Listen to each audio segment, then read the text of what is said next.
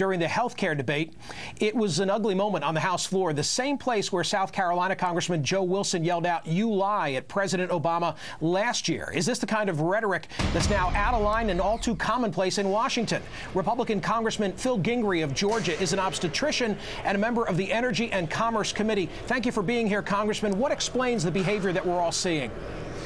Michael, glad to be with you. Well, you know, Joe Wilson and Randy Nagelbauer, both good friends of mine. They're good people, good, decent people.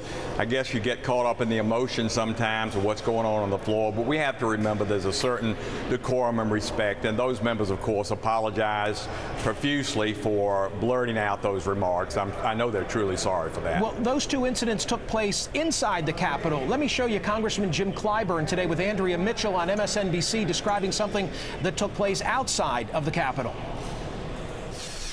John Lewis told me that he was called the N-word more than once, and two other members in the vicinity told me they heard those words being used.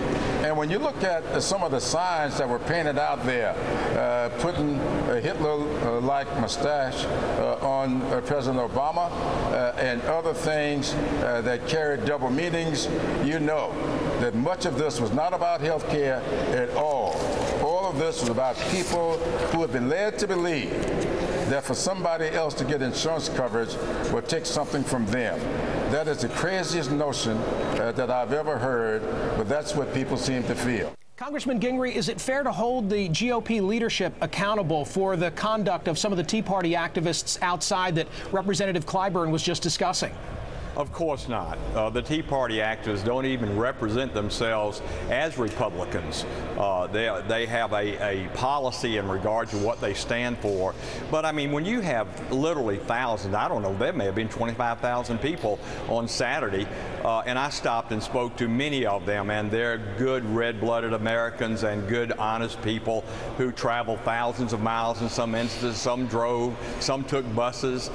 So, you know, they're frustrated. In any crowd like that, you're always going to get somebody who goes a little bit over the line, whether it's in regard to their remarks that they shout out or the signs that they carry. But I think Jim Clyburn, who's a good friend, I respect the majority whip, and John Lewis, of course, in my own delegation, the senior member of the Georgia delegation, is a great human being, and I think they understand that people sometimes get out of line, but they're not representative, certainly, of the Republican Party, and I don't think of the Tea Party movement in general. Former Bush speechwriter David Frum wrote in his column, quote, "We followed the most radical voices in the party and the movement, and they led us to abject and irreversible defeat. I've been on a soapbox for months now about the harm that our overheated talk is doing to us. Yes, it mobilizes supporters, but by them mobilizing with hysterical accusations and pseudo-information, overheated talk has made it impossible for representatives to represent and elected leaders to lead." Congressman Gingrey, your response to that, sir?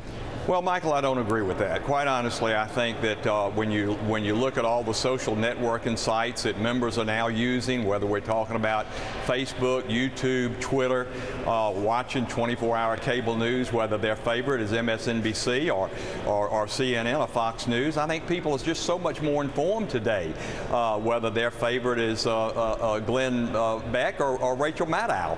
I think it's a good thing, and we members have to understand that the people on the street, we the people, are much better informed today, and members of Congress can't come up here and get away with the shenanigans that maybe they got away with 25 or 30 years ago. That's a good thing. It's a cleansing of the system. We have to be responsible to the people because, after all, we're sent here to represent them, to voice their concerns, indeed to vote what it is they want us to vote on. And you know, when you cram something down their throats, which 60% of them are saying they don't want, then obviously members are going to have to go back in the fall elections and answer for those votes. Isn't the challenge for the GOP headed toward November to harness the passion from the Tea Party activists, but not to let the knuckleheads speak for Republicans? Oh, I think I agree with you on that. Absolutely. I think that is true.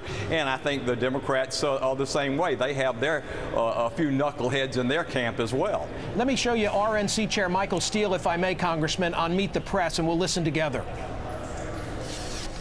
It's not a danger to be associated with the Tea Party movement. It is certainly not a reflection of the movement or the Republican Party when you have some idiots out there saying very stupid things. Pretty much saying the same thing that I think you offered a moment ago. Well, we're all subject to saying idiotic things, including me and Michael Steele, for that matter, and the two Republican members that you mentioned earlier in the clip. But we have to be very careful, of course, in what we say, because we're held responsible. But John Q. Public out there that's come thousands of miles to be on the west lawn of the Capitol, I don't think we can hold them quite to the same standards, but they're not representative of we the people. Hey, Congressman, one other thing, if I may. I took a look at the Medicare vote. When Medicare became law, there were 65 Republican votes. When Social Security became law, 77 Republican votes. What's changed?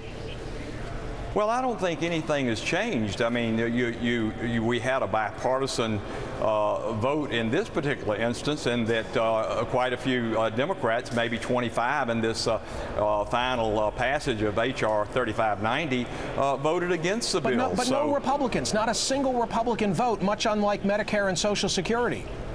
Well, I think the Republican Party realized that we had a better idea, a better plan. We tried to present that to the president at the Blair House when he had the health conference summit, and we're not listened to. Indeed, I'm a physician with 31 years of experience, and we have many physicians on the Republican side, and we were totally shut out. We got no opportunity to lend our expertise and doctor-patient relationship, and I think we could have helped tremendously and made this a whole lot easier process for the president and the Democratic majority had we been included. Congressman, speaking of where we go next, I've got former Senate Republican leader Bill Frist talking about the repeal possibilities. Let's listen to this. It will most likely be a campaign of repeal. Repeal is not going to happen, but it's clear for the American people. It's clear for the people who are out there. Republicans did not support this type of reform, so I think that's what they'll be saying. Is that possible? Is that the goal? Retake the House and the Senate and reverse all this? Well, I think the goal, obviously, is to retake the House and the Senate. I think there's a distinct possibility because of the overreach of the Democratic Party since they gained control in January of '07. In this first year and a half of the Obama administration, American people are outraged. They're not happy necessarily with the Republicans either, but I think we have a great opportunity to take control both in the House and the Senate in November. Now, I don't necessarily stand here and say we should repeal everything that's in 3590. I think youngsters up to the age of 26 should be included on their parents' policy.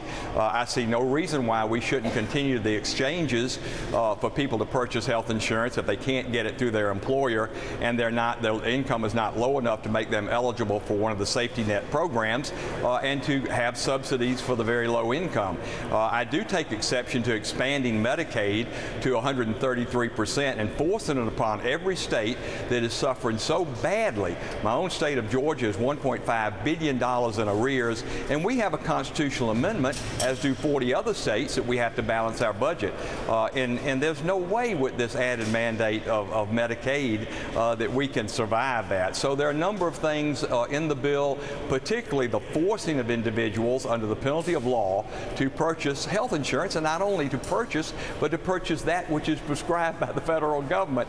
I am sure that's unconstitutional. States are already...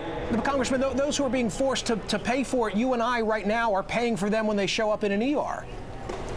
Well, again, this is true, and we should do everything we can to lower the cost and encourage people to have coverage. But they don't necessarily, particularly young, healthy people who are taking care of themselves, why should we force them, when they can't afford it under the penalty of law, to buy first dollar coverage? Why don't we continue to encourage them to get these high deductible but low premium policies that do give them catastrophic coverage, and let them combine that with a health savings account? Hey, Congressman Phil Gingrey, thank you, sir, for being here. You've lent some parity. I appreciate it. Michael, thank you so much. Enjoyed being with you. Up next, we've heard critics use a lot of hyperbole to describe the health care reform bill, but California Congressman Devin Nunes may have taken the cake when he said it was like bringing back the ghosts of communist dictators.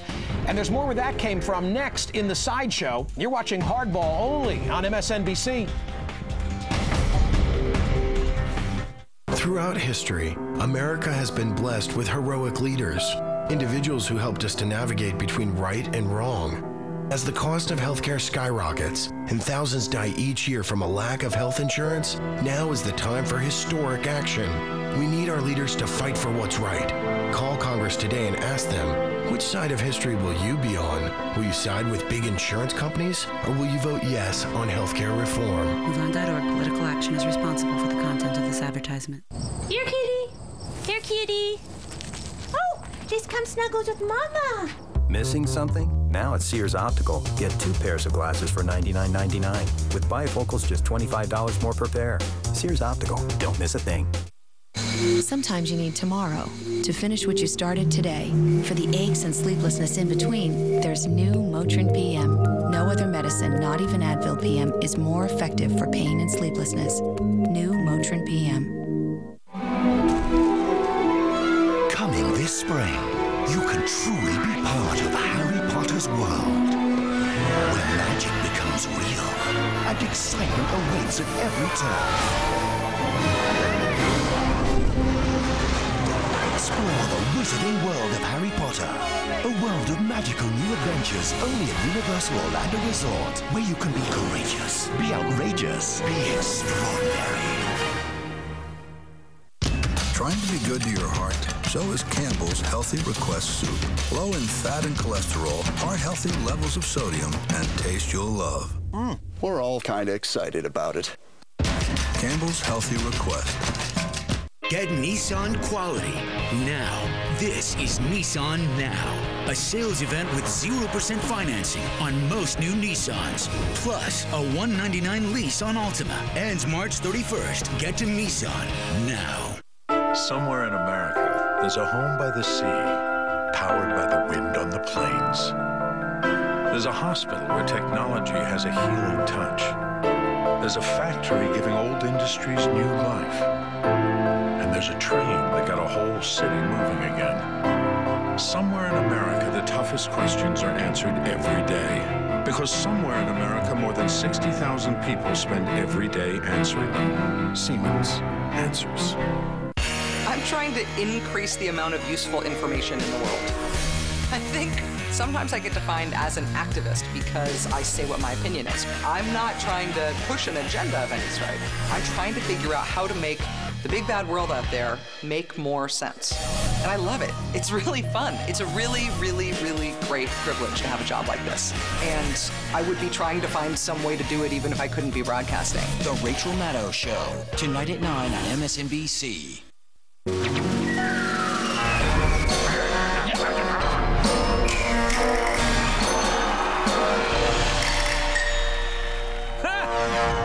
Back to Hardball, and now for the sideshow. We saw a lot of fiery floor speeches on health care last night. None, however, topped that of California Republican Congressman Devin Nunes, at least when it came to Soviet references. Today we are turning back the clock. For most of the 20th century, people fled the ghosts of communist dictators, and now you are bringing the ghosts back into this chamber. Today, Democrats in this House will finally lay the cornerstone of their socialist utopia on the backs of the American people. Say no to socialism, say no to totalitarianism, say no to this bill. Ghosts of communist dictators, socialist utopia, totalitarianism. Folks, it's this kind of overheated rhetoric that makes compromise and bipartisanship